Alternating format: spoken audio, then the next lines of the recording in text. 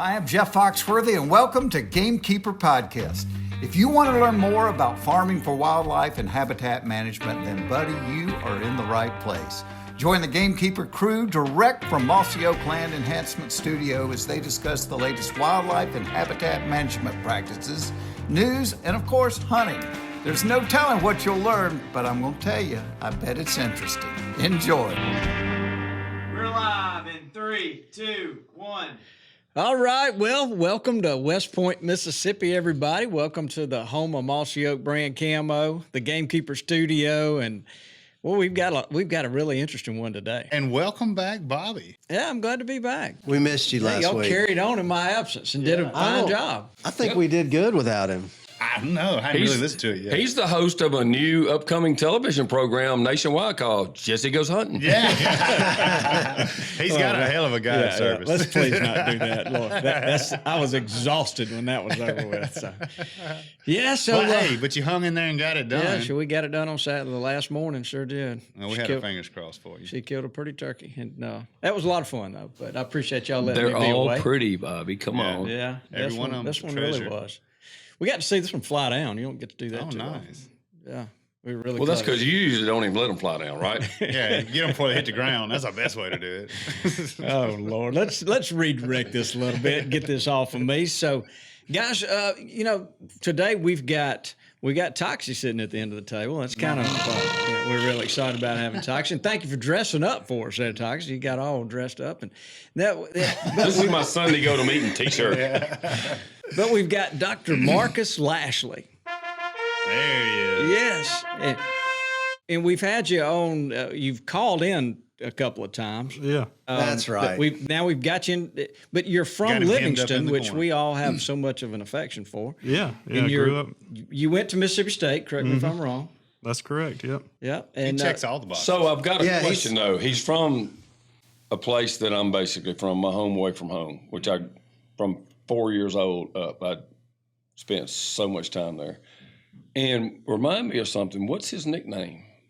Dr. Disturbance. So I'm going to ask you a question, and you don't have to answer if you don't want to. Did the Dr. Disturbance start prior to your biological career, maybe at the Brass Monkey or somewhere like that? No. Absolutely. I'm just wondering where Dr. Disturbance came from if it wasn't, soul. Like he was a Founded DJ at the Brass Monkey? No, it's like there were many disturbances there if you really got into it. Yeah. I've been a part of a few of them. It's a legendary place in Livingston. Been there forever. Yeah, it really has. Well, and you're friends with David Hawley. I think I hear him speak of you often. No doubt. Yeah, we keep up quite a bit, especially through social media. Yeah, Well, go back and forth. The thing that impresses me the most about you is I hear you, I follow you, and if somebody's on Instagram, they ought to follow you at Dr. Disturbance. But you've got a little saying, you're into making turkeys, That's not right. not taking turkeys, and I like that. Man, I love that. Yeah. Woo. Yeah. Yeah, can we borrow that from No, you? I'm gonna bow to him and follow his lead. That's a great one. That's how I feel these days. I was talking to a couple when I swung by the co-op to get some puppy feed, and the older lady had killed a turkey. She was so proud. I actually knew who they were out by Atlantic's house. He had killed one earlier in the year, and what they were talking about, I was like, they were talking about everybody was not hearing much at all. And I was like, they're so precious. Mm-hmm. Yeah. I almost hate to shoot one. I know I still love it, but I mean, it's different than it used to be.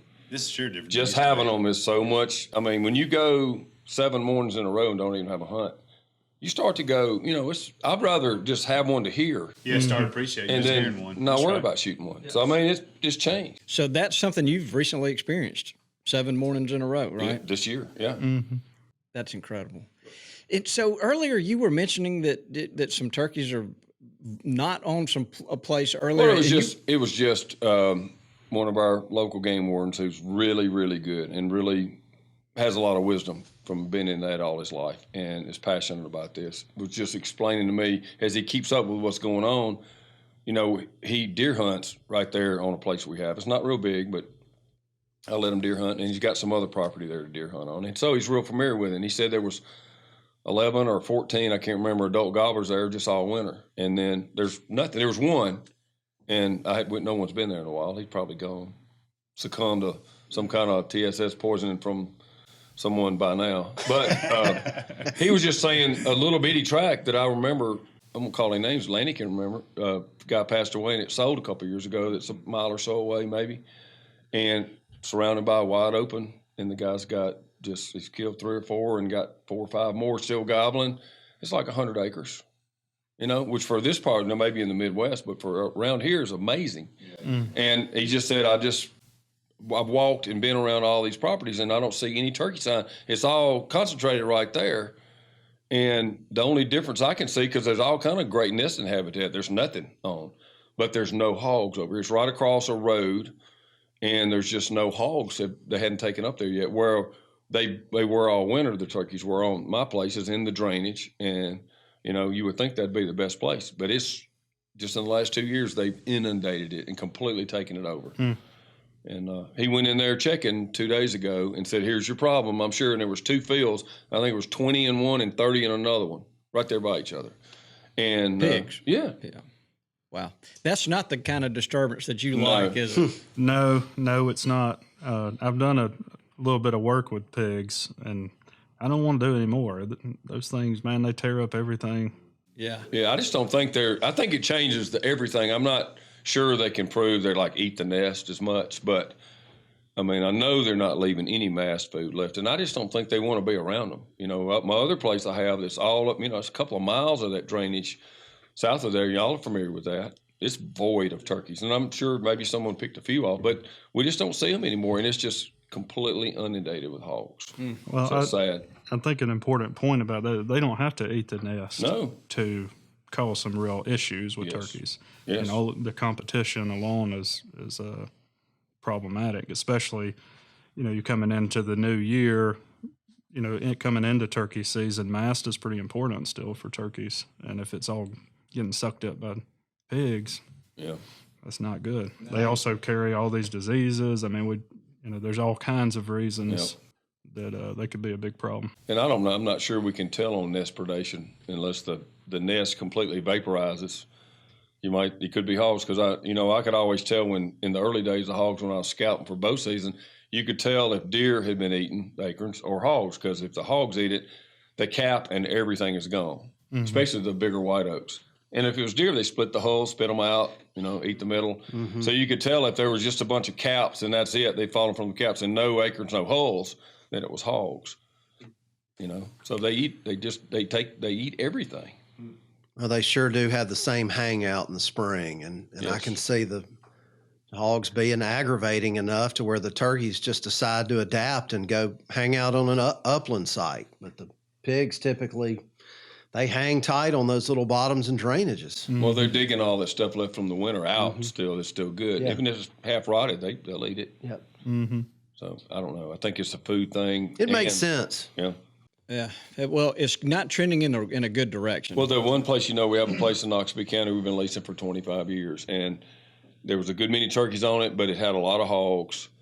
It wasn't just great, and then the hogs completely took it over, and I just quit going down there. I mean, you might hear a turkey or two maybe, but it wasn't great. And then I remember, Chris Hawley had a listing next to it, and the people said, "How come they're not turkey hunting down there?"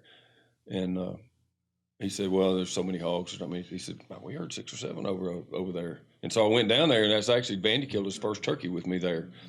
And there was a bunch of turkeys on it, and there was no hogs. Something happened. I know they trapped a ton of them on that same place he's talking about. But I think some kind of temporary whatever disease or something rode through, because all of a sudden there was no hogs on our place, and the turkeys just exploded. And it was the best place I had for probably 5 or 6 years, as y'all know. It was so good. And then did you know that, Lanny? Hogs started coming back. Sometimes towards the end of the season, I found out. Lanny got to go. He's sitting behind you. Yeah, it was good all the way to the end of the season. And it's okay at best. But they hadn't killed a turkey there in 3 years now. I can't blame a turkey. When they're aggravating creatures. I don't like hanging around aggravating stuff. So I don't know the answer, but it's definitely a major factor. There's no question about that. Has to be. That's the second in Clay County that I've heard of people typically hunting in bottomland, no turkeys there, and went up on the upland sites, and there was multiple gobblers there. Oh yeah, no, and the good thing for some people that maybe not had turkeys before, are having them. When I'm out hunting around here, I don't hear any shots anymore. Rarely at all, like it used to be constant. Every morning, a couple of shots every. Nothing. And the shots I hear are back up in the open pasture areas and towards the hills. And that, in fact, the only turkey we've even killed around here was that beautiful thing Vandy killed with Neil was up in the hills. And there's some more up there. Because anyway, not to beat a dead hog, but Yeah. it's a huge biological issue for everything, including other wildlife. Sounds like OnX needs to add a hog area Filter. layer. Well, it'd be the whole So you can southeast. just turn that layer on, and if there's hogs there, go elsewhere. You won't have many places to hunt. So look, this kind of is a good lead in. Mike, you've got a commercial for us, don't you? I do. It's definitely a tool to alleviate some of your hog problems. The ATN Corp scopes. Corpse. Yeah, the thermal scopes. Yeah. Oh, yeah. That's a pretty good name. Yeah. Well, they we've tested some here. It's amazing what you can see, and they're Oh, y'all super have tested some? Wow. Vandy took 2 or 3, and he said, "I'm gonna give Toxie a couple of them." Toxie. Wow, Toxie. But, I talked to Toxie. I don't think he knew about that. Somehow that slipped through. But those thermal scopes are a way that they're perfect for a guy trying to hog hunt. Yeah. Oh, man. Yeah, that's a good thing. So how can a guy get more information, Mike? At atncorp.com. Yeah, you need to check that out. They're really I'll check it out. user-friendly, easy to figure out. Thinking video. Yeah. And seriously, Vandy's got 2 or 3 of them when he said he was taking them to you. So, Right. Good try. So look, before we get in with Marcus, can we?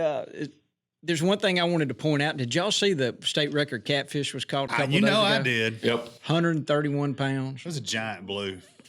Blue. That's a big fish. That's a big fish. It stretched from one end of the tailgate to the That other. was one proud fisherman.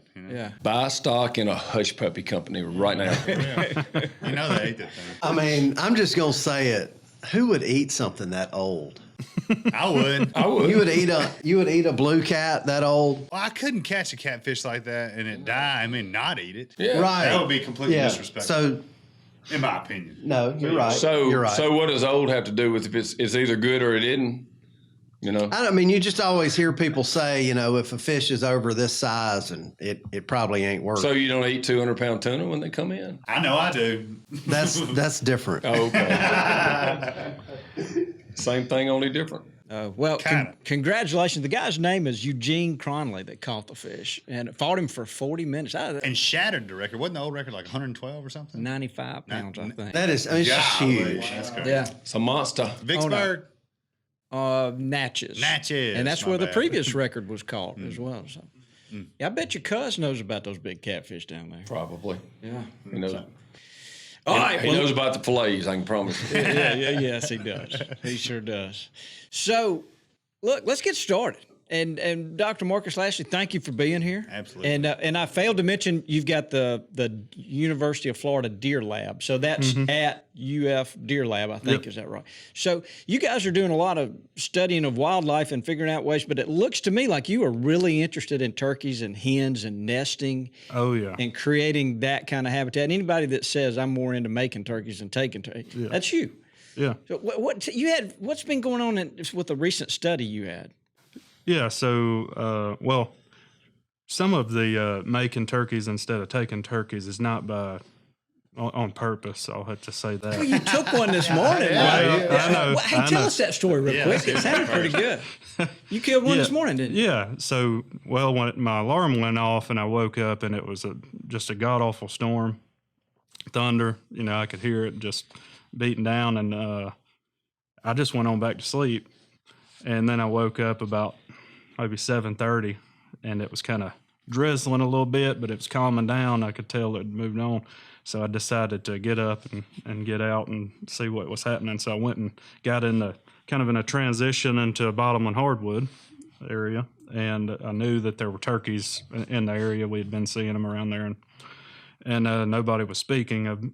Same thing. I've been hunting for several days. Very little gobbling.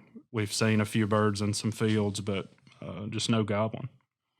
And so this morning I didn't expect to hear any, and I sat there for maybe an hour and a half, and nothing. Not a peep, no hens, nothing. So I, just sitting there thinking through all these different things, trying to think, going way back, trying to figure out if I knew anything about turkeys that was going to help me in this situation. The cerebral turkey. So, I'm going through all this stuff in my head, and then actually a hooded warbler came and sat on a limb right in front of me. So I got to watch that, and it was chirping around, and I was like, well, now I know what their call is. I know I learned that at one time, but I'd forgotten. So I'm sitting there watching that, and for some reason, when it flew off, I just kind of got this idea that I ought to try to gobble at one. Wow. I hadn't done that, and I don't know when. Gift from God. So I had a box that I carry with me when it's rainy like that will work in the rain, and I took that off and tried to gobble with it. Of course, it doesn't sound that good, but it was good enough because they lit up when I did that. Really? I heard several gobbles respond to it, and they were all together. 2-year-olds. Yummy. Hey. As long as it's an adult, I am all about it. Me too. Couldn't agree more. Yeah. So they gobbled maybe, 10 or 12 times, and I could tell it was several birds together. And then hens started going off, and then I started talking to them a little bit. And then they kind of shut up. So I kind of figured out, on Onyx what to do. I creeped around, and I knew there was a little path that kind of meandered through the hardwoods that I could get in front of them, at least based on what I thought they were doing. And I went down there and I found a place to cross the creek, got in that little path, set up, and it was like one of those trees that somebody just put there for you to sit on with a 35-yard shot within this little hole right in the crook of the road, just perfect. So I sat there for a few minutes, hadn't heard anything, nothing. Then I clucked twice, and a hen clucked back at me, and then everybody gobbled. And I was already in the wheelhouse. Yeah. I had gotten right in front of them. Did your heart rate increase at that time? No, I was choking on it. I was holding it back. Yeah, that's when mine gets in my throat. When it's on, it's fixing to happen. You're there. I was trying to constrict it with my throat, but it was keeping me from coming out of my chair there. But so I sat there. I mean, it seemed like it was 3 or 4 hours, but it was probably a few minutes. And I could hear the turkeys then, and so I know that there's a lot of them. It sounded like a bunch of them kicking around down there, and I heard a couple of hens going back and forth. Jake gobbled. He only made one no to the gobble. And I was like, okay, this is going to be a Jake. What's going on here? And then all of a sudden I see a little red head pop out, and it was about half white and half red. And he comes walking up, and he goes right around my hole on the upside of it, gets over to my right where he's in the wide open, and looks around. He's looking past me in the curve of the road, and then he turns back and walks right back down the road, right into my scope, right where I was looking down that 35 yards. Didn't even have to move. Every time it happens perfectly like that. Yeah. I've been saying I've been making a lot of turkeys, and I hadn't been taking any, and I've been hunting them hard. I need one. Yeah. You needed a Somebody break. needs to show up. That's called righteous indignation right there, guys. Well, congratulations. That's awesome. Yeah, I really appreciate it. I was tickled about it. First thing I did was look to see what it's been eating, Yeah. See what he's eating. Yeah. What was in there? Acorns. There was no acorns in there. There were a couple of bugs in it and a few seeds like grasses. Yeah. And there were a couple of other fruit seeds in it, but it didn't have much. Have you ever had one with a full crawl? I've never found much in there. Especially lake birds like that. Yeah. It was about this time when Daniel killed one, and we had sprayed for sickle pod, really bad sickle pod. And I forget the chemical. And the residual weed that came up was like this real wispy looking seed head thing. It's real, I don't know, word for wispy. Yeah. I never thought anything about it. It was out in that field. But when we were coming up the hill at our place in Alabama, and saw these turkeys, and they didn't see us, we froze. And they went on around the corner. We went around another direction. It was like middle of the day, like 11 o'clock or something like that. And kind of like what he said, when I yelped and they all three gobbled, I was like, this is fixing to happen. So anyway, Daniel killed a turkey, had a great hunt. I could see it. It was all in the sun. It was real pretty, but the craw was just like completely poking out, and it was packed with that little. I showed it to you. I brought some to you, Dudley. Was it like a panicum, like a? Yeah, something like that. But it was more seed. It was like real wispy. Like the seed head was like 6 inches to a foot long of all these little white hairy things. Weird. I've never seen much of it before. That field was slammed full of it, and his craw was packed full of that stuff. So I was like, I've said all the time, how can we unlock that? I used to call it, what's the spring chufa seed? You know, something or chufa, something that fruits and seeds in the spring. I noticed this year, I sent you a picture of what was the one I sent you a picture of? And it had a white flower on it the 1st of March. And it's like a partridge pea type of a plant. I'll send a picture of it. I'll show it to Marcus and he'll recognize it. But I'm just saying, is this something desirable as a seed? And Dudley says, yeah, it is, you know. And so I forgot the name. You told me what it was. I'm saying, well, if it's flowering at the 1st of March, I was in there with Rodney and his little grandson, then it's going to be a seed in turkey season. So there's a plan answer there. There's an answer right there. So I don't know. What was that? I don't know. I looked in my text and all It was like a white photos of partridge storms tree. going towards my farm. Yeah. Radar screenshots. It's a question for the Roundstone guys and for us to figure out too. What can you do? And some of these seeds are so hard they'll last on it. And like a partridge pea, if you had enough of them and they weren't disturbed too bad by someone knocking, they'll be good. You know. Well, funny thing is, yesterday when I was kicking around, I mean, when I'm walking around in the woods, I'm doing things that most people probably aren't. I mean, everybody's trying to learn, but I do things that are kind of weird as a scientist. So I started seeing some hen scat, around. So I just was digging around in it, and all of a sudden I started noticing there was a bunch of seeds in it. So now I've got this light bulb comes on. I'm about to see what these hens have been eating. So I found 3 and got the seeds out of it. And of course, doing a lot of stuff with wildlife and studying what they eat all the time, I actually knew what the seeds were on a lot of them. Wow. So I posted that online, and because I kind of got the idea, everybody's walking around in the woods everywhere.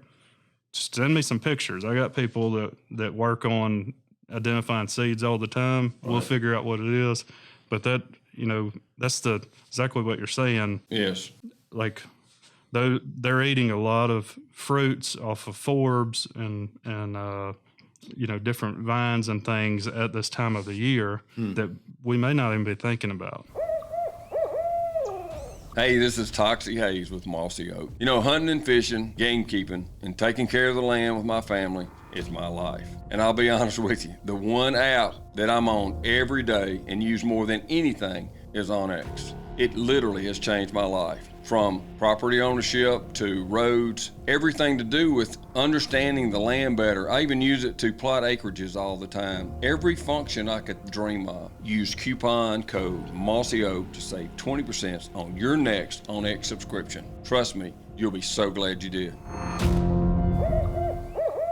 Will Primos sent me a photo a year or two ago, and this turkey's crop, South Alabama. It was absolutely full of this seed, and we finally figured out that it was American snowbell. Snowbell. Which it just sat under the leaves all winter long, and this turkey happened to find it. And, some people were thinking it was pawpaw seeds. But, but it was that Styrax genus. And, I know what really interesting. Thank you, Mr. Know-It-All. That was all it had eaten. But if that's all there is, that's what, they're going to. Yeah. They're going to eat what's there, or they're going to leave and find something somewhere else. Yeah, I've opened a crop, and it was, like you said, Toxie, just stuffed full. You could see it sticking out. Yeah. And it was Carolina geranium. Yeah. Oh, yeah. The ones here, yeah. Nothing but. Those infest all of our disc up fields, especially the crop stuff, but food plots too, and it's a nuisance. But the old saying has always been, when you can walk across one of those big fields to listen early in the morning, and you get over there and you look down at your boots, and it's covered with those little teeny seeds off of those that the turkeys are going to start hitting the big fields. And so there is a lot of that in this part of the world. I don't know about the rest of it, but the clay soils in this part of the world and the farmland. But even if you've disturbed a food plot to make a food plot, it's not such a great thing if it's crowding out your clover. But evidently that seed does, and I think everything seems to be later this year, maybe. You just telling us about this morning seeing that many turkeys still bunched up. Yeah. Either there's a lot of food aggregating them there or something, but you would think they'd be more scattered out right now. I would have thought. This Alabama season runs to the 8th this year. We might end up having some pretty good hunting then that we didn't even know about. Who knows? Yeah. It'll be a first. So how many turkeys were there when you shot? Did the rest of them Wait a minute. flush, or- Whoa. He's supposed to be asking that kind of stuff. You do not. You've This already is asked not a him where he deposition, Bobby. was. I'm just going Yeah. to go ahead and say that I'm not going to disclose where this was. No. Okay. Well, I was just wondering if you calmed the flock down like Dudley's. Bobby, you know better than to ask that kind of question. Oh my No, they gosh. flushed everywhere. There's a bunch of them. Yeah. I don't know how many, but it was a bunch. Well, But the Bobby enjoys comment. about the hen scout, it was I think Dudley said one of the things I thought was interesting. I found greenbrier. I knew that seed right off Yeah. because I look at greenbrier seeds all the time. that big black, big black. Yeah. Yeah, but the seed is kind of like this glossy purple. It looks like a little bead. And so when I saw it, right. I was pretty sure. And the guy I was with saw some fruit right there, and we checked it, and sure enough, that's what it was. But also there was a partridge pea. Yeah, I was thinking it might have been that centrosema or something, a similar, like a butterfly pea or partridge pea, something like that. One of the seeds, the color wasn't quite right, but then I was thinking through that and was like, well, that would have had been last year's seed. They would have had to scratch that up. But the seed, some of those seeds, they'll sit in the seed bank for literally over 100 years. Wow. Some of those forbs, and still germinate. So, in fact, like ragweed, they've been testing seeds that we've had since like the mid 1800s, and we don't even know how long they'll last because they still germinate from these ancient seeds. So it's really That's cool. incredible. Plant biology is. They're definitely scratching that stuff up. He said that day, by the way, I just looked it up, said Carolina vetch. Oh, yeah. For what it's worth. That was what I saw. Yeah. This was flowering. It got my interest because it was flowering, and I just lost it. Hold on. On the 1st of March. Yeah, it looks like one of the native vetches, Vicia. And Not to be confused with the non-native stuff you see on the side of the road. Yeah, I'll have to check out the seed on that one. I don't know what it It's looks a little round seed that's rough, little bitty seed.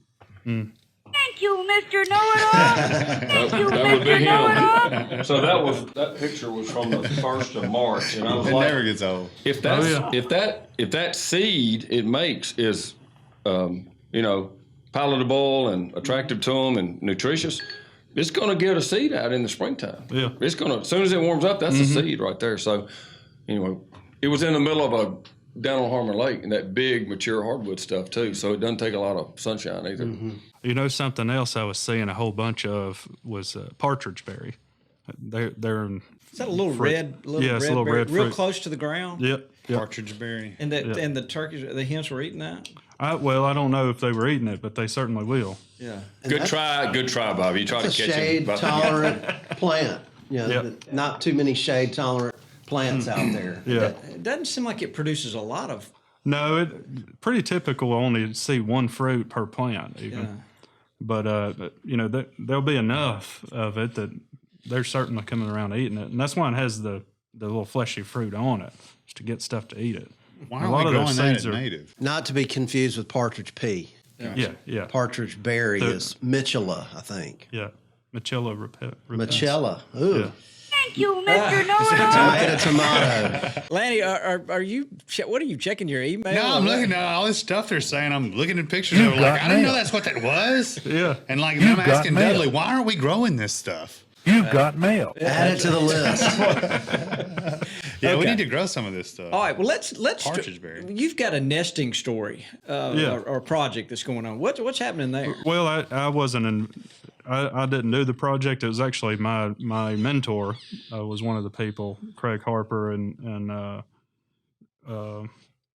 they have been working on a turkey study in Tennessee for a few years, but when it came out, it really, and this was just in the last few weeks, it really resonated with me because I think it highlights something that I see as a real issue for turkeys. And we're worried about turkeys just in general, and there are a couple of ways that you can go about that. One, you could increase adult survival, right? That means that we back off of, killing them. Yeah. Or, some other things that you could do. But the other way you could look at it is increased productivity. So we can improve nesting, we can improve poult survival, those sorts of things. But in this study, I thought it was pretty telling because they were, I forget how many turkeys it was hens that they had radio tagged, but it was, 170 or something like that. Wow, that's big. Lot of them. That's a lot. A lot of them. And they followed a whole bunch of nests over a couple of years. And the thing that was really striking to me was where they chose to nest and what characteristics those were. And in particular, early succession that was old field plant communities. Not talking about, pasture land, although that often gets lumped into that category in some of these studies. This is early succession where you don't really have that much grass in it. It's mostly forbs. A lot of the stuff that we've been talking about, a lot of white and yellow flowered stuff in there. Partridge pea would be in it, a lot of these different things. And there will be some grass, but it's bunch grasses. And then there may be some shrubs depending on how long it's been. But that's, trying to illustrate to you what that looks like. Sure. About 25% of the nests were in that. If you look at in the county, I think it was 4 counties that they did it in, and they looked at the percentage of the land cover that actually was classified as that, it was about 3%. So turkeys were actively seeking that out to nest in. That's the skew right there, big time. Yeah. So what they did, they looked at available to the hens. So they actually looked at their home range and figured out what did she have access to, and that was pretty telling too, because about 15% of the hen's home range was early succession. So even her movements during that time period were, skewed toward that early succession, but just is so little of the landscape.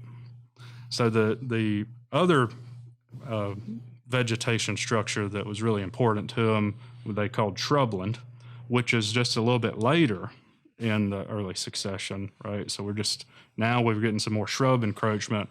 That was also over 20% of the nest, and I think it was about 4% of the available in the counties. So they're actively seeking that type of cover out. Yes. So if you look at what was available to the hens versus what was available in the whole county as a whole, they were actively seeking those areas out based on their behavior. And then almost 50% of the nest in the study were in one of those two, and it was only 7% of the available area in the county. So those typically get bush hogged or hayed every year, the other 90-something%. Well, they would definitely be bush hogged. So a lot of people if you're thinking about hay, that's driven by grass. Right. So we're talking about stuff where they're, if you go in there and look and you're kind of looking in the plant community and there's a bunch of Bahia or fescue or Bermuda, if that is underneath all the plants, that's not what we're talking about. Right. We're talking about very little grass cover, and a lot of that will be bare ground, especially if you're managing it with fire or disking or something or both. So we're just talking about different stages of that. So, the first couple of years you won't have that much shrub, and then a couple of years later it'll be shrubby, and then people will really be, I need to get in there and bush hog. We're going to lose it. But that's what we're talking about, and on the landscape, I think that's pretty telling. In that study, it illustrates and puts a number on it, but that's what I see everywhere. So help the average guy more understand those two classifications of early succession and then I guess secondary succession behind that, what that really means. I think I know I've been around that all, but I want to be sure that everybody kind of understands that, because sometimes, us Mr. Know-it-alls will Yeah, and It'll blow right over their head. And how could they possibly, more importantly, affect that on their place? I mean, even a small amount of that might go a long way. Look, on most places, even a small place, a couple of successful nests is huge today. So, and that's the thing about gamekeepers. We're talking to everybody. Yeah. We want everybody to take it in their own hands, not sit back and look at you or me or University of Florida or the National Wild Turkey Federation or the U.S. government or whoever or some, big philanthropist. Everybody needs to take matters into their own hands, but in an educated way with help from people like him. So I'd love for them to understand how to create some of that early succession. Sure. Well, so I think you're exactly right. Even small landowner, if you have some openings, have opportunity. It's amazing when you're hunting large landowner tracts, how many of the turkeys will be attracted to a smaller tract near it that's been kind of left to do its own thing for the most part and become what he's talking about. I don't give away too many things, but it's crazy how many times that happens. Yeah. Can you show me that on No. You're way too close to it already. I'll show you while walking with you. How about that? Yeah, okay. So I think you're exactly right. This is something, and the early succession in particular, you can manage without fire if you're one of those people that are in a place or you're not ready to use it or don't want to for whatever reason. You can manage it with another practice like riding a tractor. You wouldn't hook up the mower though. We'd be hooking up the disc. And in these areas, so I guess to directly go back to what your original question was, when we're talking about succession, if you go into a field and we just completely, disc it up where it's all bare dirt, well, the first things that would invade that generally are going to be annual plants, and it'll be forb dominated. So you'll have herbaceous annuals, and often they're broadleaved. A lot of them are producing all these seeds and fruits and stuff that we're talking about. The other thing that they tend to be very high quality in terms of their leaf quality, so deer like them, for instance, but they also produce a lot of insects. And we know turkeys love insects, especially when they're about this tall, right? They're just a few inches tall. They literally cannot eat other things. They have to eat insects for that protein. So that would be the first level of succession, where it's primarily annual plants, and they're mostly annual forbs. That doesn't mean you won't have some grass in there, but that typically would be a little bit later. You've got the forbs first. The second year, depending on how productive it is and where you're at, second, third year, now we'll start having some of these bunch grasses mix in. We'll have a lot of perennial plants. You might see stuff like pokeweed, for instance, start showing up. You'll have goldenrod, some of these perennial forbs invading, and also your some of your native grass, clump grasses. You'll see those big blue stem or little blue stem, something like that. So we'll see those starting to invade, but the plant community as a whole is still dominated by herbaceous. It just now has herbaceous annual and herbaceous perennial plants. 3-4 years into that, and it could be a little bit faster, a little bit slower, depending on the productivity, but we'll start to get some shrubs in, like sumacs and stuff like that. Maybe some blackberry and some of the brambles and stuff will start getting mixed in. So now we're getting a little bit, toward the end of that second stage and on into the third stage now. And when it starts to be dominated by the woody plants that are starting to invade, now we're moving on a little farther. That's where what they were classifying as shrubland in that. So that's basically walking you through that. Right. So that as a whole that's a great is missing. Right. So you would actually, the ideal nesting brood rearing habitat would be what you're saying, with some areas of more clarity of vision right on the ground level. Like it could be some strips mowed, or it could be some stuff close by that has got overhead cover, but they can see good on the ground level. Yeah.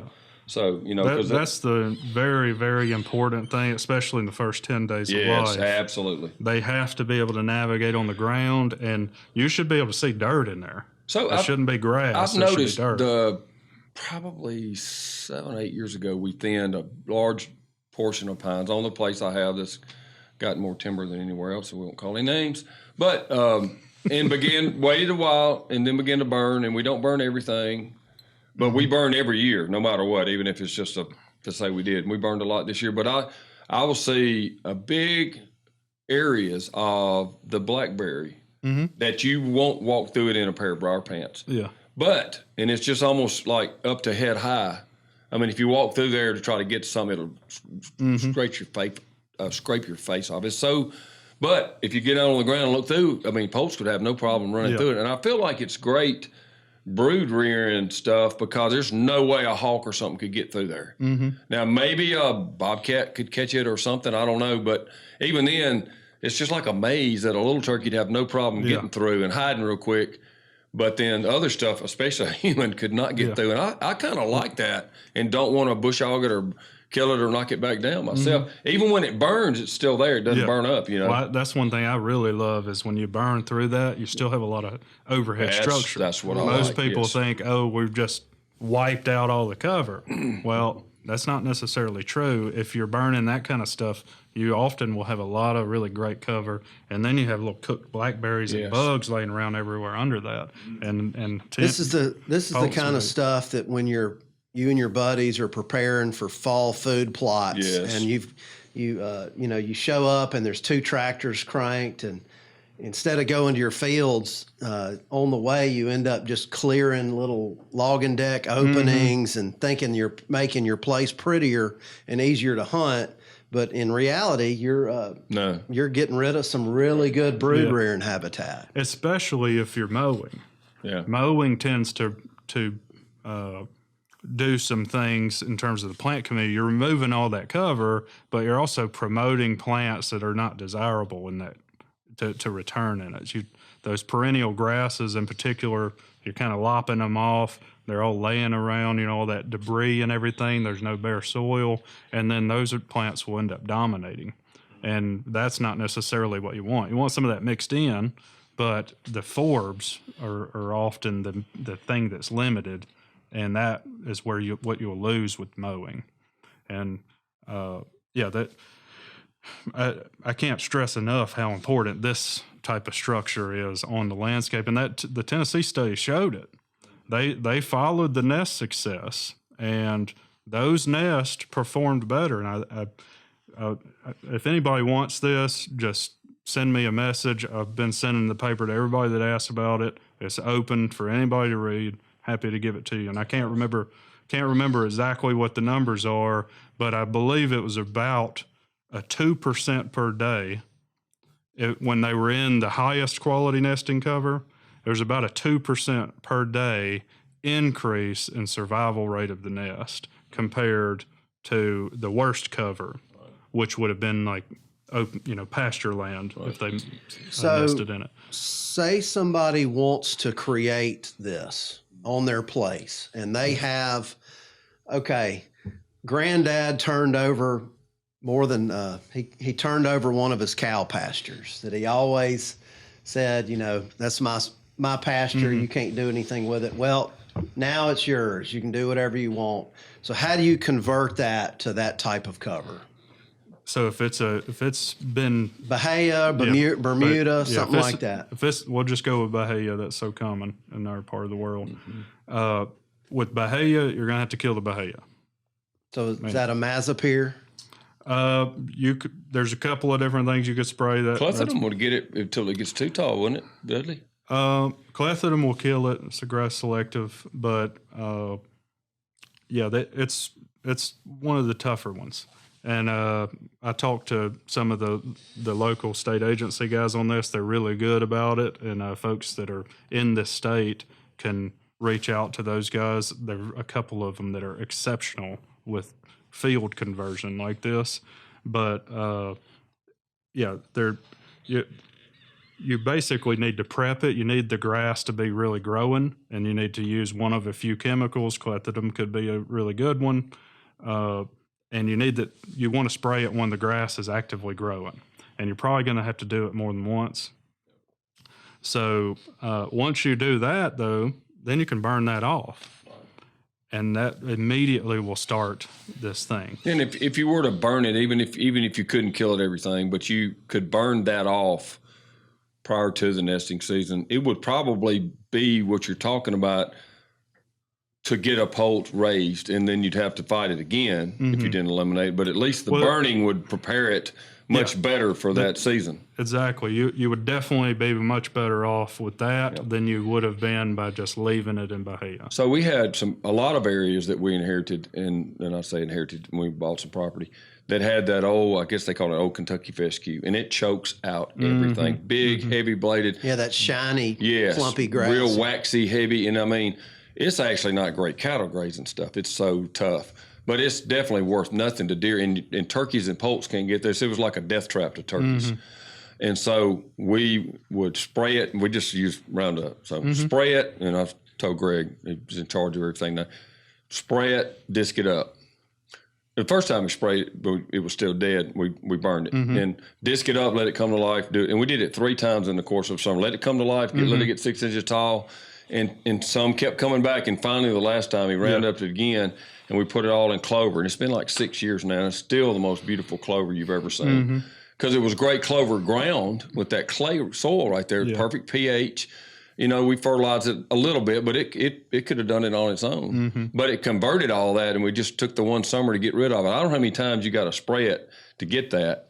Maybe there's an easier way than what I did, but it made an instantaneous difference in the wildlife usage. And honestly, more than anything, we saw more turkeys coming back in that area, because we ended up converting 30 or 40 acres of that was just solid fescue. I bet that helped the quail down there too. There's a little bit more quail. I see more quail response where we had 0 from the burning than I do anything, quite honestly.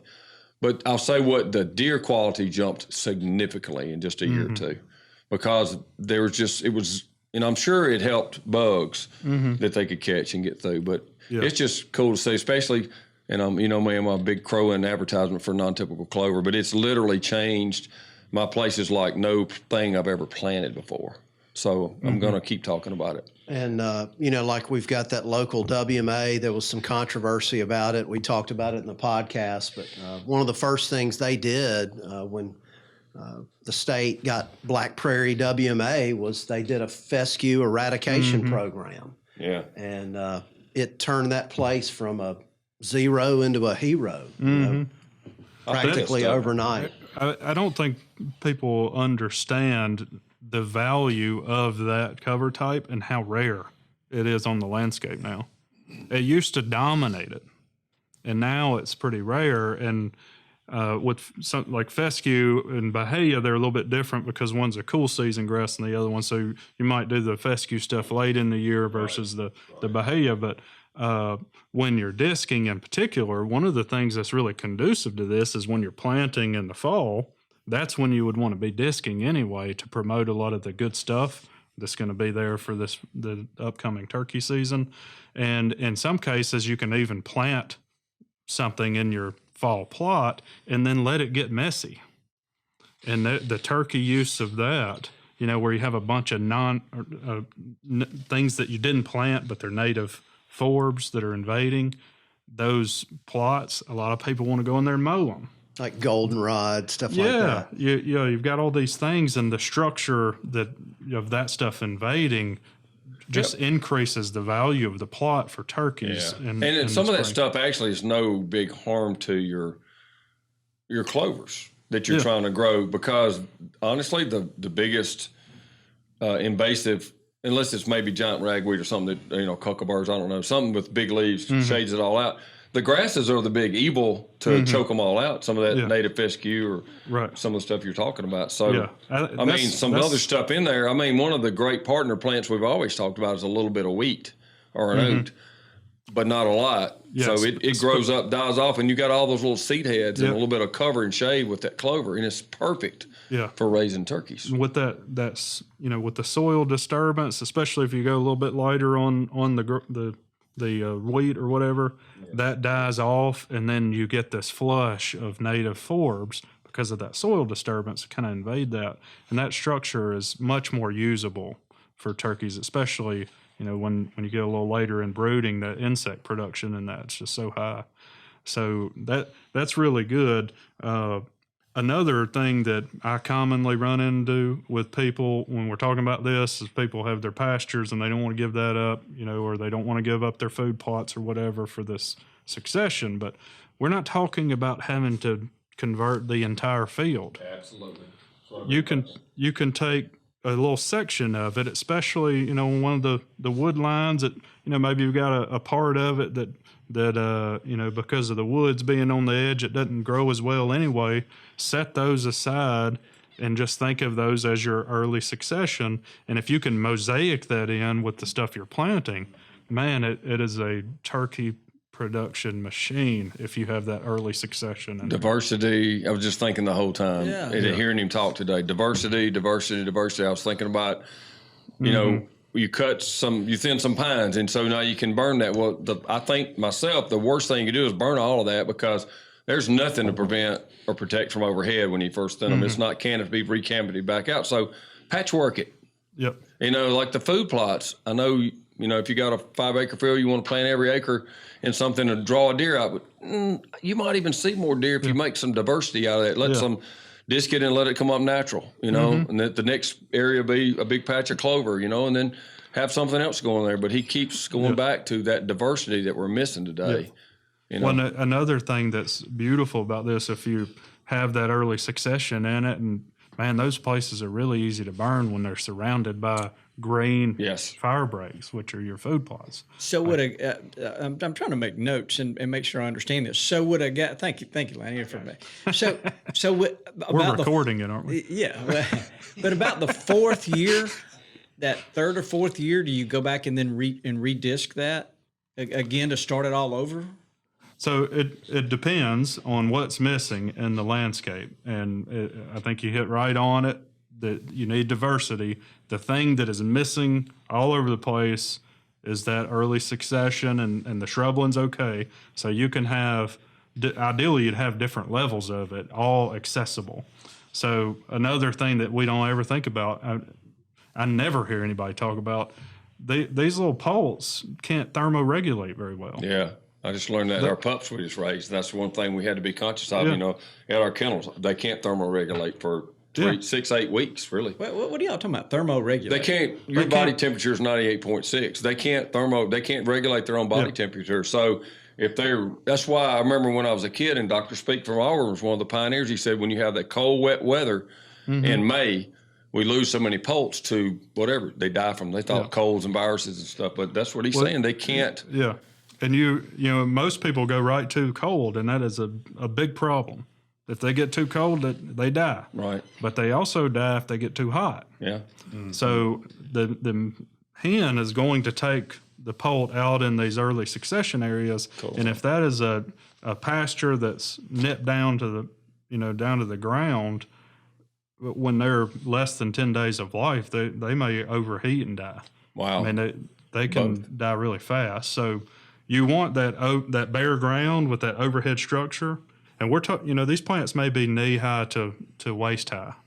We're not talking about tall stuff, but you just imagine that being their canopy. And then there's these little bumblebees running around underneath it, and they need a lot of bare ground. And all the insect production from those forbs, the overhead cover that they're providing, and the shade that they're providing are all critical elements for poult survival. How do they ever survive? There's tough. so much Everything wants to eat them. Everything. And there's so much more of what eats them. Yeah. Every year there's more and more of that. I mean, they got to make it through the late cold, if they're born too early, and then they got to make it through the heat all the way through the summer. And a lot of that happens in these kinds of areas, and they're basically, that kind of structure is relegated to little narrow strips that people couldn't mow, or maybe it's along a fence line. It's just not that much on the landscape, and it doesn't take that much where you could just set aside an acre here and there, or a few acres, and you can really bump up productivity really quick, because it's such a huge limitation on nesting success and poult rearing success. So Dudley, I remember a couple of quail people that have bought a lot of like Chickasaw plum from us, but are there other shrubby, because like kind of dwarfy, shrubby stuff is what he's talking about, that wouldn't get over 4 to 8 foot tall and probably still be manageable, but just shrub out and kind of provide covers. Yeah. What are some of the better cultivars or plants for that? In bottom ground, button bush, that would work really well. But like stuff like American Beautyberry, Yeah, that's true. You might think I'm crazy, but what's groundsel bush? What's the other name for that? You're asking me? Well, we've got Marcus there. By the end of the Yes. table, we ought to get an answer. Baccaris. Right. I mean, Yeah, you know, like Baccaris is- Mr. you know, Bill, that's a- that's Mr. a- Bill's land. Right, yeah. Remember all that Baccaris Right. everywhere? That's a bad word, but yeah. Well, I bet it would make good Probably. brood rearing cover. Probably. It could get pretty thick on the It definitely ground. provides part of the elements, but Yeah. some of that plant in particular won't support the insect production that you Yeah. want. So, but if you have those kinds of plants mixed in, Right. they're making these sumacs. little, they're making these little mottes right in there, and then you have a bunch of goldenrod and I'm trying to think of eupatoriums, that genus. There's a whole bunch of different things. They have white flowers and wind-blown seeds. You'll see them blowing all around. Ragweed, pokeweed, all those sorts of things. If they're all mixed in there, you can bet that, they're going to do pretty well in it. They're going to have some of those little areas they can tie to with shrubs where they can, thermoregulate more easily, but also supporting really high insect and fruit and seed production that turkeys really like. Wow. Lanny, you need to go to the restroom, or do you have Yeah, a I need to question? take. No, I got a question. So I'm when y'all are talking, I'm visualizing all this stuff. I see this open pasture, and then us burning it, and then through the years, I see how that stuff comes back, and ultimately it ends up around here, what I would call set aside looking. And so at what point It looks ugly and messy. Yeah, but which is why we don't have any of it. maybe at what point do you reset the clock on that? Is that 5-10 years? Because I know around here, or do we just go in there and strip disc in between it or something like that? Well, in most cases, somewhere in the 3 to 5 year return. And think about it this way too. You don't want to go. It's not like a food plot where you're going to go in and plant the whole plot every again, year. right? You want to break it up so that you have different age classes stages, of stuff. and that way you always have some in each stage. And every year you get in and do a little bit of it. And if you have all of that accessible right together, in multiple areas around the property, then you'll always have good structure right there for what they need it for. And they know what they're doing. They'll use it at the stage that they want. But once you start getting some of these trees invading, That's what I was wondering about. you don't want to let it get to where you can't kill it with fire, or you can't do anything with it without some sort of mechanical treatment, like mowing or whatever. You don't want it to get to that point. Another thing that I see as a mistake that people make with this is they just let a bahia field, for instance, go, and then you end up with a whole bunch of bahia under all of it. Mm-hmm. It doesn't That's not get, what we want. yeah, that's not what we're looking for. You got to get rid of that grass. If you really want to maximize productivity, they can use that. It's better than the bahia, eating down to the ground, but it's still not as good as it would be if you got rid of the bahia. So when the sweet gum starts showing up, it's Yeah, time you to- don't it's time want to to. knock it back down. Yeah, You could almost have a map and have your land highlighted in different colors. Right, And have when it to on a cut it or when to 5 year. disc it. So on the 5th year, You're gonna you're gonna set back all the stuff that you marked red, and then the next year you're gonna get all the blue stuff. Right. Well, and, it's funny listening to Craig talk about this because he gets really animated about it. But a lot of people just need to get on the tractor and go mow something. So instead of doing that, you can set aside some ground that you're going to go disc or spray. You can go through that stuff, and there's going to be some stuff show up that you don't want. Just go through there and spot spray it. Shift your activity to that instead of the mowing. Right. And that can make a huge difference really quickly. Well, you can destroy a nest really quick through at least 4th of July, but maybe longer. I've seen, I've seen trail cam pictures lately of poults that are much bigger, about like a quail in August. Yeah. So it can happen. You're exactly right. And let's think about that for just a minute. We're talking, based on the Tennessee study, there's 2% per day is what I said. and that doesn't seem like much, but let's multiply that. That's the compounding thing that over the 28-day nesting period. So now if you actually multiply that out, we're talking about from a 20-something% success rate to a 40% something success rate, right? That's a huge difference in nesting. Well, compound success. that over 4 or 5 years, and it's a ridiculous number. That if you're in an area that you have some, a bunch of hens, and you multiply that over that much, that is a tremendous difference in productivity. The number of turkeys being produced on the landscape, it's enormous. But exactly what he was saying is, if you go in and mow that, you have just gone in and mowed the highest probability place for the nest to be successful. So not only did you destroy the nest, but you also mowed down the best place to nest in. So, that is really important. And double whammy. Yeah, people get really bent out of shape about burning and a nest getting burned up, right? Even though that might have a whole bunch of net good effects, nobody wants to do that. And I'm one of those people that I don't want to see a nest burned up either, right? But then people are willing to go in and mow let's back up. We would burn an area where they, by the time it's getting to there, they're not really using it for nesting as much anymore anyway. So, but then we're going to go mow when it's a little bit younger than that, and it is where they would be nesting, and people will go in there and mow that down. And if you did it during nesting, that's going to be a big problem directly. But even if you don't do it during nesting, there still isn't the best nesting structure that was going to be available isn't there anymore.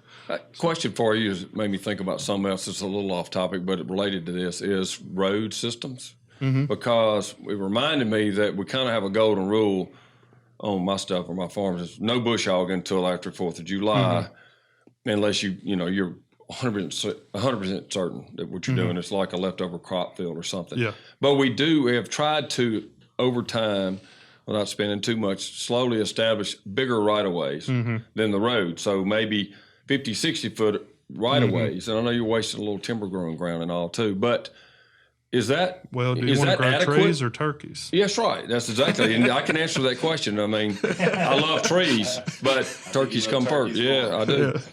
And they're more perishable these days. So I think that mowing that gives you that clearing they need, butted up to some burned stuff and bigger timber enough. You don't need to do anything else. And usually, I've yet to find us to bush hog a nest ever that was in that road right away or adjacent to it. As long as you don't go into something that's already got a lot of cover, you if you can kind of see from the tractor cab down in there, then they're probably not nesting there. And especially you don't get too close to where there will be some near the base of the trees where the brushiness hits the canopy, where it starts. But anyway, I was just saying, could people just make, a lot of what you're talking about is just decisions you make, not a bunch of money you spend. Right. You're just changing how you do things. Yeah. Give up. I'm just saying, I think if you're going through an area like this and have some property to do it, and it's a lot of cover or timber stuff, try to, whatever you get the opportunity, whether you cut some timber sometime and they can, you don't even have to stump it or whatever, to keep it as an opening, and you get these wider openings mixed with the nesting habitat. Could it really turn into something special? Yes. To directly answer that, absolutely. And there are several things that are going on. So you're talking about daylighting the road. Yes. And you're essentially now creating your roadside can be early succession. It also gives you an anchor point to burn off of. Yes. Which I have seen this done I don't to even worry perfection. about it. When we burn that place between the main road and the river, it's not possible unless you burn in a 30-mile-an-hour wind or something stupid, which you can't do anyway. Yeah. So it really makes it so easy. Ban. Yeah, that's right. Yeah. So there's other things that are going on too. So now you've also stacked in diversity right together, because you have a transition from full sunlight to potentially even complete closed canopy in the forest, where you could burn through that, and you have a transition that by design is right next to each other. Right. And they're using, like you said, the nesting right there in the edge of the woods, and there's a lot of high sunlight, but they're the poult rearing is going on along in that right of way. And then if they need to loaf, it's a hot day, they're going to loaf down in the hardwoods or whatever. That could be on farther down in there, and it's all right together. Also, the road is, in that case, now it's providing connectivity. Yes. So that they can travel all between the different things that they need on the property. And most people have good road systems, and that's one way that you could immediately improve habitat on the property, basically by design all through it, because you want to be able to access it, right? So yeah, and so that's a great way to do it. Lots of places I can think of, like place Bobby and Lanny hunt a lot. It's ugly, really ugly, and I'm going to say a whole lot more about it, but it's like, so you'd never think, but they, it's not that it matters. It matters, do they raise turkeys? And the road right-of-ways are almost all they have.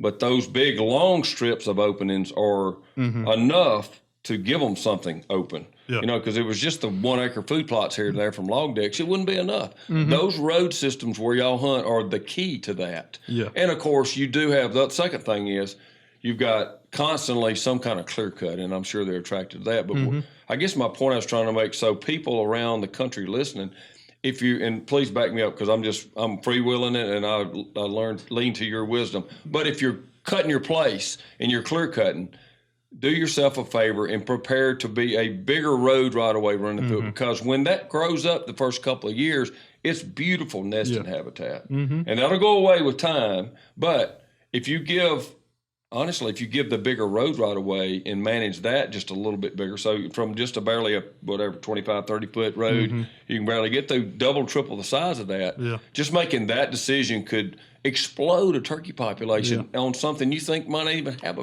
turkeys. Yeah. And honestly, you'd help everything. You'd help the road management system to daylight it, to keep it drier, and the upkeep of getting around on your place. And I would suspect with that kind of sunlight, you're going to help your deer a lot too. Oh yeah, there's no question.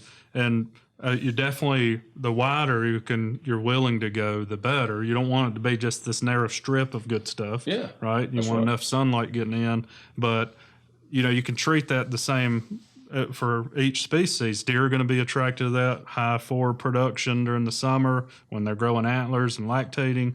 So all of that goes together. You can also, I've seen this done really well. People will have a little strip of road that you can see a long ways. Now you've got your deer stand on it. You might even plant a few patches along it. That's fine. Think about it the same way, where you want that all to be usable space. Yes. And it needs to be diverse, and so you don't disturb it all at the same time. But it's also adjacent to a transition in light as you go down into the forest. So what enhances this even more is if you daylight the road where you have full sunlight, and then you do a thing called edge feathering is what we would call it. Yes. I don't know what if everybody knows what that means, but essentially what I'm talking about is you have a transition from the full sunlight, then you're getting some sunlight because there's a broken canopy, so you've killed some of the trees or harvested them or whatever. Think about a thin stand, and then that transitions maybe down into a bottom where you have full canopy closure. That transition being directly adjacent to one another, I mean, you're just creating a haven for a turkey and a deer and a quail. All the stuff, doves, what do you want to shoot? We're going to have it. I've heard folks say that, you don't want to do that in like linear areas because a predator could just run down that road and more easily smell something. But on the flip side, if you didn't have that, then you wouldn't even have that habitat at all. Yeah. It would be way worse to not have it at all. Yeah. Correct. Oh, yeah. I mean, I'm saying you had a road anyway. So if you have any kind of road, they're going to run that road. Yeah. Anyway. Yeah. And it was some of the quail research has demonstrated this really well in agricultural systems where we were looking at field border sizes, and they were trying to figure out how wide does the field border need to be. And I can't recall what the number was exactly, but what we're talking about with daylighting, you're getting wide enough when you're tripling the width of the road, that's a huge net gain for turkeys, even though it's a linear feature. You don't want it to be narrow. The wider the better. But what most people are doing with that is a huge net benefit for turkeys, even though, yeah, sure, predators got to eat. They're going to eat a couple. Yep. Other thing people got to remember too, if you leave a 30-foot right of way after a cut or something, or if that's what it's going to be a 20-foot right of way in just a year or two, and then maybe a 15 or 10-foot right of way. It's completely canopy over because everything's going to be growing out into the sunlight. Mm-hmm. We fight it all the time. We actually have just got an old used hydraulic saw or bush hog that will lift up and cut up to 6-8 foot tall, so we can even travel some of the roads. We didn't do this and weren't smart enough to do this too when we did cut some. So I mean, I just see where we inherited or we did a wide road wide away like that. I see a difference in my mind. Mm-hmm. Yeah, if you're getting your pines thinned or whatever thin for that matter, you could ask the logging crew to take out a row on either side of your roads instead of just thin. Take out every. People always talk bad about clear cuts, but it can be such a dinner bill to all your wildlife if you do it right. If you maybe don't take out too big areas, and you do feather and edge and do some things in the process with that in mind. And, I always say, park the pocketbook just a little and maybe spread it over a couple of years and checkerboard it, what a difference it'll make. And honestly, I think it's better than not cutting anything. Yeah. No, you're exactly right. Sunlight is limiting in those forest systems. And if you're not getting enough to the ground, that's definitely a limiting factor. Another thing that I'm seeing more people do is when you go in and thin a stand, they'll use variable retention. So what that means is instead of you going in and ubiquitously cutting it down to exactly the same basal area everywhere, you'll have patches of high basal area and some patches that may have no trees for an acre, right? Where you're trying to target maybe 50 or 60 basal area if you're coming down for turkeys in a pine stand. We're trying to get it down to a low basal area, but using that variable retention, you'll have some areas that are still full canopy and other areas that are openings, and what you've just done is connected all of these things that they need together. Yeah, if you have someone really good at cutting, I would tell them, I go from 40, 50 to 80. And it's like, you be the judge and take out all the junk that needs to be taken out. But if you need to go down to 40, that's fine. If it's really premier looking stuff and you can leave me 80, 82, maybe, basal area. And I can't even describe what that is, but I know what it looks like. Give me the diversity and at the same time take out the junk and make my stand more valuable when we get to the big stuff. And a good cutter knows exactly what you're talking about. Yep. And that's some of the best, highly productive stuff for turkey and deer. We lost some spots to the pine beetle. Yeah, but one southern pine beetle. That's a bad word. Ips beetle. Yeah, and then the some of the stuff got credited to Ips beetles that was actually just drought and roots, being destroyed. But there was just patches, and I remember riding through with my buddy Rodney about it. He said, "Don't worry about it." He walk out and he look at the pattern of a beetle and tell you if it's a Ips beetle or a southern pine, and you don't have any southern pine beetle. First thing he said, don't worry about your timber, and here's a tree here and a tree there, and people freaking out about their tree and the money loss. He said, guaranteed you'll make it back up in the volume from the trees around it in just a short period of time.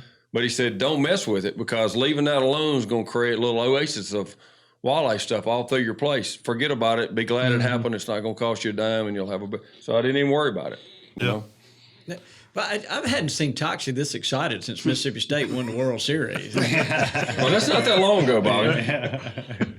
When was that? Yeah, but I mean, you can just see him light up talking about this stuff. Is his stuff. I think he might be about making turkeys too. Oh, for sure.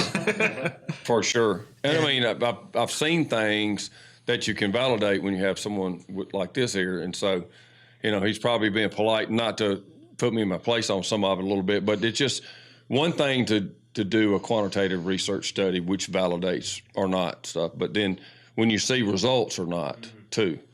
I haven't listened to my own self very well sometimes and not getting some of this done, but when you stumble into it, and one thing I know when we turn these things on, we're affecting a lot of people.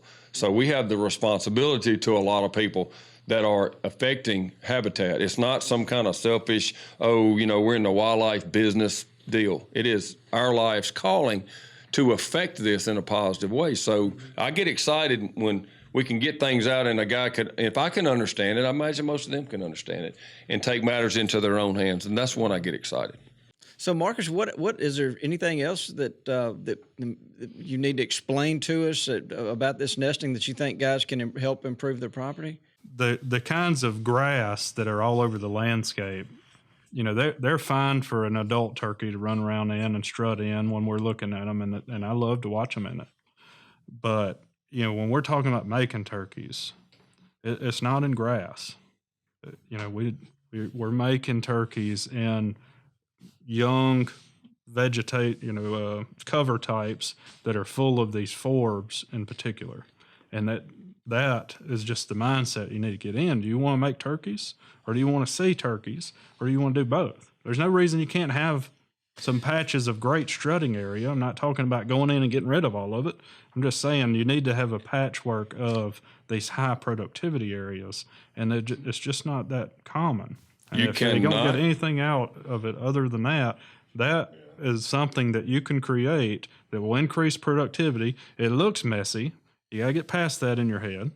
You know, get a good idea of what you want it to look like from a turkey poult production standpoint or turkey nesting production standpoint, and then kind of let that drive the aesthetic for you. And, you know, get that in your head. And that's something that people can accomplish in most circumstances. If you have a little equipment or you're in a place and can use fire, and you can use those two things together, a disc and a drip torch can go a long way. And I just think that's something that people need to think about. We love grass. It's just innate to love it. But I love, you know what I want? I want turkeys to tear the woods down every morning. That's aesthetically pleasing to me. Amen from the choir. If we need to get rid of some grass to do that, then I'm going to be the first one in there. You know, wouldn't you say forbs and wildflowers, that's pretty much the same thing? They are, yeah. I think wildflowers are pretty. Oh, yeah. They are. They're beautiful. Oh, my gosh. I've got some examples where I was working with people, and they went in and they qualified for a Farm Bill practice, CP42, which is a pollinator practice. Yeah. Bobby's real familiar with that. Yeah. I've been trying to do that. So they put in some of that, and you want to talk about a happy family. But every time they drive by it, it's a beautiful wildflower field, and then there's all kinds of songbirds associated with it, and it's, you know, hens taking poults in it because it's creating that structure that you need.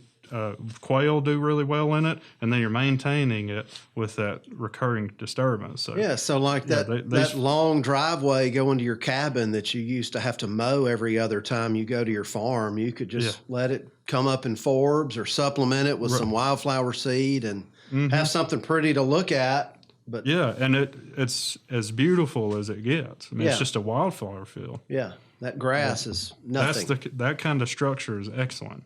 It depends, you know, as long as it's the right kind of stuff. But the grass, even when it's tall grass, you know, if it's bahia and it's seeded out, that's still not good structure.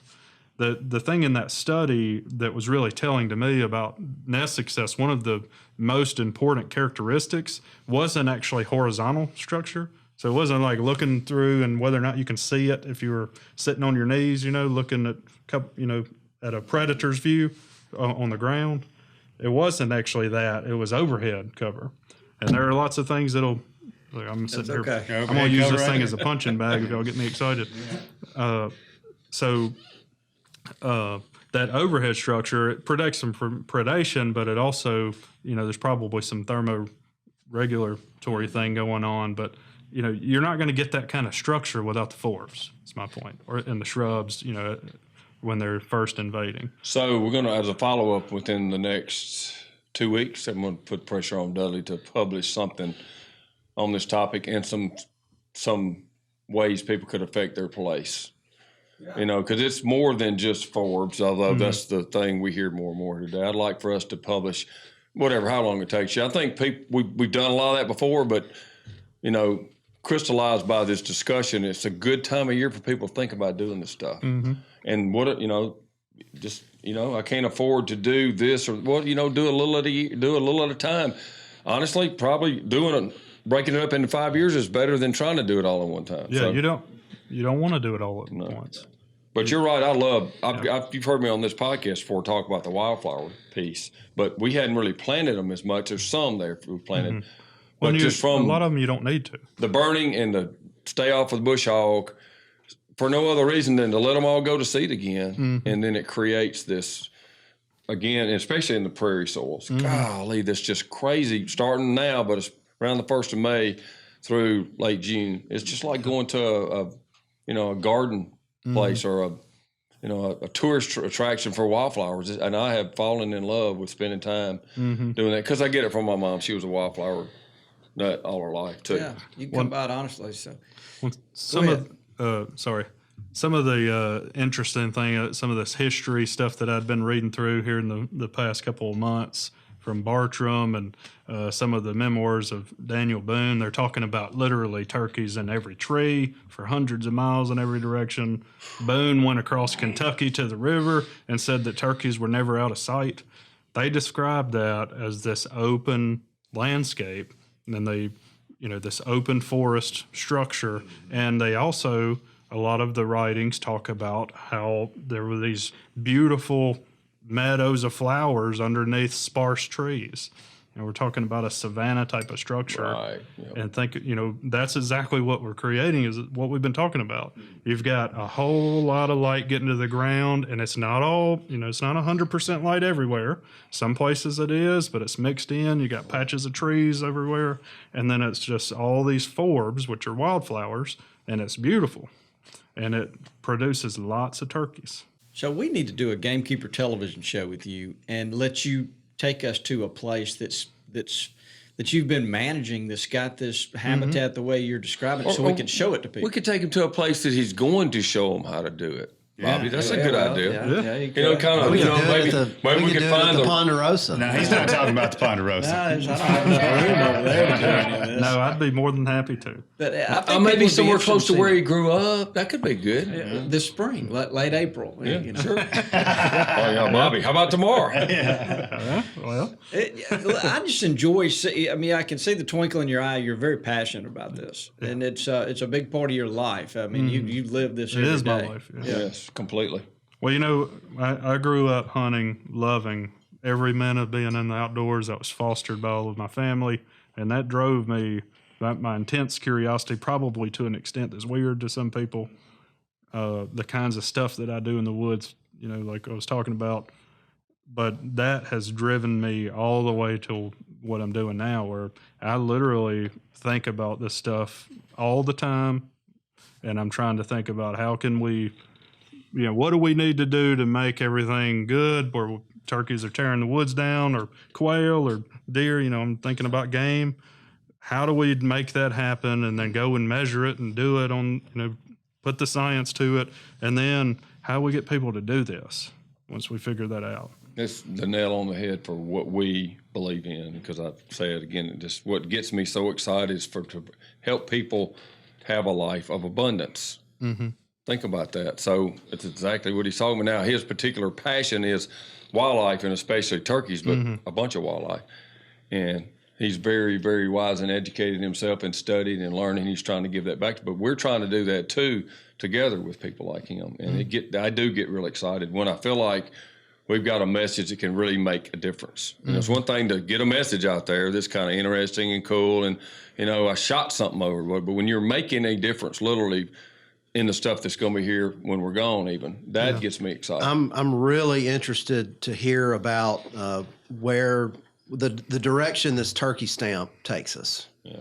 Mm-hmm. Yeah, that's a neat deal. You're involved in that in a way to help give us direction once those funds are but guys can go on MossyOak.com and learn about this new turkey stamp. All the proceeds go to 100% every penny. I think that is a critical thing that we need to be figuring out from every angle, and I'm really proud that you guys are doing that. I think that's a great thing. We've got to figure out what's going on with turkeys and how we can, change it.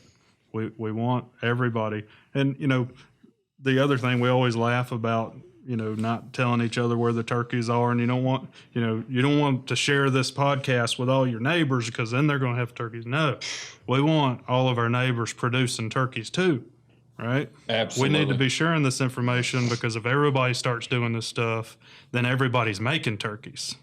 And if everybody's making turkeys, then everybody has a lot of turkeys. I think the interest is there. 10 No years doubt ago, about it. Well, yeah, but I mean, people are thirsty for people this. don't, including me. You don't get pushed to do something and protect what you love until you're pushed in a corner or it's taken away from you. Yeah. You don't. I mean, I hate to say that, but now it's being taken away from us, and people are really paying attention. Well, a lot of people have point. heard the woods get tore down, and now they're not. No, it is not. Yep. And that's concerning, and I'm the first one in line with concern. Absolutely. Lanny, did you have a question? No, I'm Comment? just sitting here reflecting on how much better I understand the concept of early successional habitat now. Yep. So it like being able to, I'm a visual person, but when you're talking, seeing that in my mind, it helps me understand, what I can do better. Just like what you're saying, when I'm out there working anywhere, there's just things I can do all the time to help promote that. So, Mac, what about you? You got a question? I think we should play a game. Well, all we should. right. Is it game time? Well, so look, here's what we did. We've cherry picked a question. You're gonna answer the question for one of our listeners. So if you get it right, one of our listeners wins about a $300 backpack from Duluth Pack. Uh-oh. But Well, what if he doesn't? A Bottomland. Toxic backpack. is your bottom line lifeline over here. That's pretty sick. Is it related to what we're talking Well, about? we think it's something you should know about because the question kind of has to do with Alabama and where you're from. So, but Toxic, if you Don't embarrass me now. Don't embarrass me. I'm the lifeline. I just want to, before you go into this, I know a lot about what's going in the woods. Yeah. So I don't know what you're about to come at me well, with. You have my permission to say I defer. Call my lawyer. Yeah. Lifeline. So, Mac, have you got the question ready? You want to? I do. So, Dr. Lashley, you were playing for Mac Murray 95.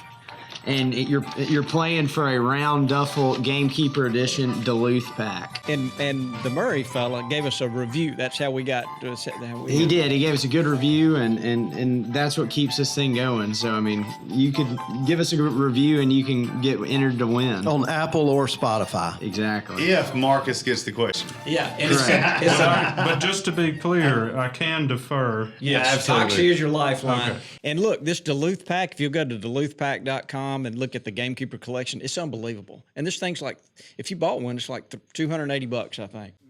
Really nice. So not a lot of pressure on you, I don't Marcus. feel but any. There's only one question, but there. You remember when I was talking about my heart and my throat? That's right. Me too. Here we go. All right, here we I'm go. gonna get him back for this. I promise. Marcus. The band that made Sweet Home Alabama famous was involved in a tragic plane crash in the late 1970s, killing many of the members in the road crew. Which state did the crash occur? Which state? Now remember, you've got a lifeline. You can defer. Yeah, I'm not gonna keep somebody from a bag. I'll go with a lifeline. I'm not sure on. Do you the know state. what band it was? Yeah, Skinner. Okay. Yeah. So So we're looking at Toxie, No, or and you're gonna Toxie's looking at you're gonna pass it. Dudley. I'm raising my hand. Dudley He can do is that. squirming around over there. All right. I'm going to go with Southwest Mississippi, That down is near right. Macomb. Oh, nice. Wow. We got a bag winner. Yeah. So Mac, is his name McMurray? Is that the guy's name? It's Mac Murray 95. Mac Murray 95. This isn't you, Mac. It is not me. No, I- okay, I now we tried. make sure he don't walk in here with a Duluth pack tomorrow. That actually is my other account. Nailed it. Mac Murray 95. Get in touch with us, or if it's you, get in touch with us. and give we'll him get the Can I that just back take sent it to with you. me now? Yeah. Yeah, the Duluth Pack folks, they're great people. We'll get that sent. What to do you. I get for knowing the answer? Yeah. Well, I don't I'm going know. to give you some Forbes. Yeah. All right, I'll take it. We have been working on a Ford mix today, actually. Yeah. Nice. So Yeah, we're Marcus, pumped about stay comfortable right there. And this, we usually do an Ask Dudley. Our audience loves these. Dudley tells us about something. So why don't we knock that out real quick, Dud? All right, Marcus can probably pitch in on this if he knows anything about it. Hey, Dudley, what do you know about May apples? They're popping up everywhere this spring, and they look really cool. I hear the fruit is safe to eat, but I'm not so sure I'm willing to try it or not. Have you tried it? Did deer or any other wildlife? Did deer or any other wildlife use it? Thanks, Caleb Luke. And Caleb's one of my buddies. But anyway, Caleb, yeah, I think May apples are cool too. The scientific name, and Marcus may correct my pronunciation because I'm not Latin. Have you heard me talk? Podophyllum peltatum. And so, yeah, when you're in the turkey woods in the spring, you coming down into the bottom of this big old bowl or something, down at the bottom of a drainage, and you see these little circular or areas of these. They look like little green umbrellas sticking out of the ground. Yep. Mm-hmm. They're And, flowering right now. they almost look alien-like. The little flowers in a weird spot. And Yeah, all too. right It's really underneath cool. the Yeah, and so it's got this little stem, and it's one of the first things to slowly come out of the ground in the spring. And you'll see the leaves look like they're disturbed, and then this green thing pops up, and it splits, and it's got two leaves, and they're palmate, which means they look kind of like a hand or a palm. And then in the axil of those two leaves that look like an umbrella, a little white flower appears. Mm-hmm. And then you come back in the early summer, and there's a little. It looks kind of like a small lemon, and when it's yellow, you can eat it. But I've read that all the other plant parts are toxic or poisonous. Stay away from it then.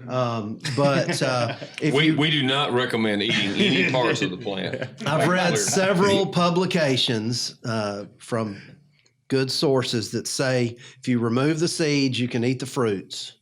And if you want to sprout the seeds, you can plant them right away. If you let them dry out, they're more difficult to get going. Are they of any particular wildlife benefit?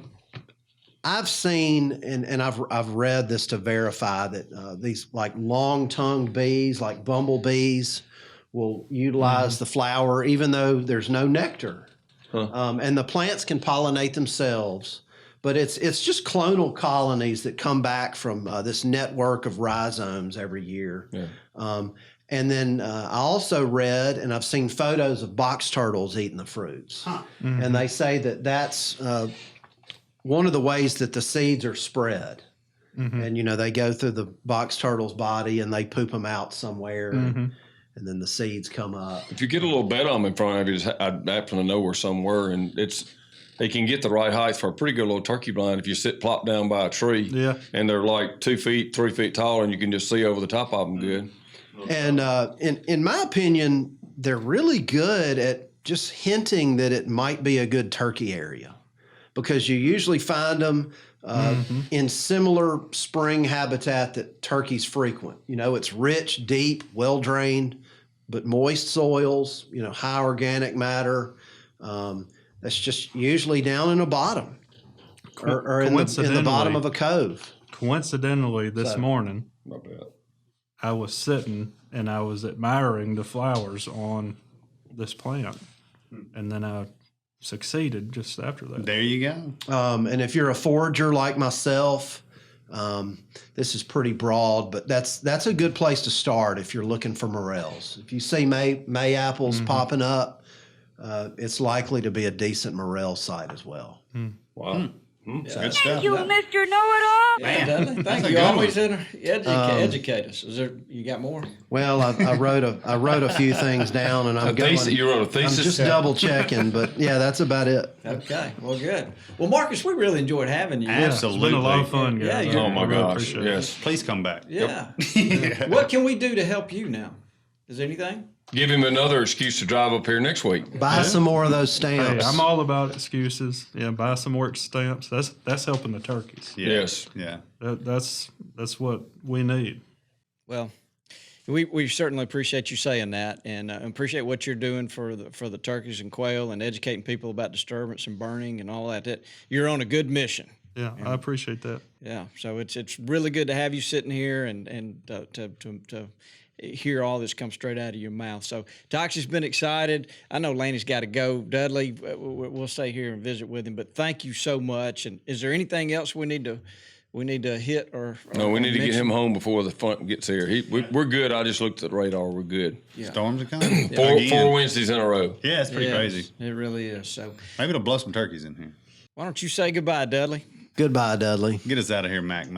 Thanks for tuning in to this week's episode of the Gamekeeper Podcast, and be sure to tune in again. Subscribe to Gamekeeper Farming for Wildlife magazine, and don't miss the Mossy Oak Properties Fistful of Dirt podcast with my good buddy, Ronnie Cuz Strickland.